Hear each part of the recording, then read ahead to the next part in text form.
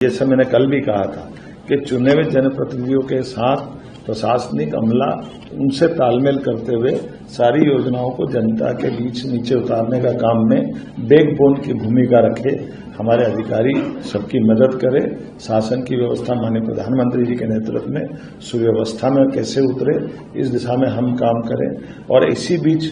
ये बात सही है कि इतने बड़े राज्य में इन व्यवस्थाओं के आधार पर जब ऐसी कोई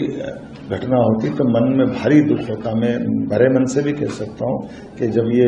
हम सबको भी लगता है कि कहीं ऐसी कोई चूक होती है, जब कोई घटना के आधार पर हमारे अपने बीच में से हमारे यहाँ से जाते हैं तो बहुत कष्ट होता है। चाहे वो हमारी छिंदवाड़ा की बात हो, मैं उस पूरी घटना में आज भी हमने अपने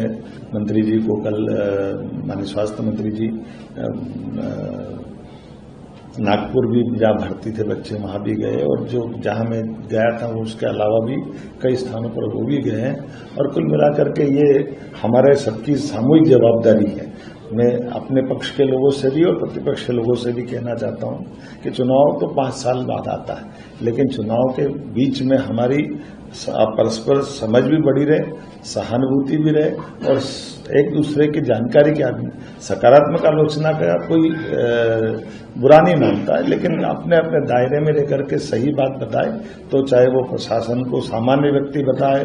प्रेस मीडिया बताए, नेता प्रतिपक्ष या बाकी लोग बताए, हम सब उनका स्वागत करेंगे। मुझे लगता है कि ये 2 दिन का हमारा अपना लगभग 8 साल बाद एसपी कलेक्टर की बैठक का ये आयोजन हुआ था। कोशिश कर रहे हैं कि 1 साल 3 महीने के टारगेट के बीच में 6-6 महीने में हम इसको रिव्यू। जैसे मैंने कल भी कहा था कि चुने हुए जनप्रतिनिधियों के साथ प्रशासनिक अमला उनसे तालमेल करते हुए सारी योजनाओं को जनता के बीच नीचे उतारने का काम में बैकबोन की भूमिका रखे। हमारे अधिकारी सबकी मदद करें, शासन की व्यवस्था माननीय प्रधानमंत्री जी के नेतृत्व में सुव्यवस्था में कैसे उतरे, इस दिशा में हम काम करें। और इसी बीच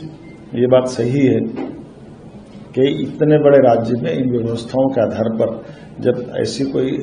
घटना होती तो मन में भारी दुख होता। मैं भरे मन से भी कह सकता हूँ कि जब ये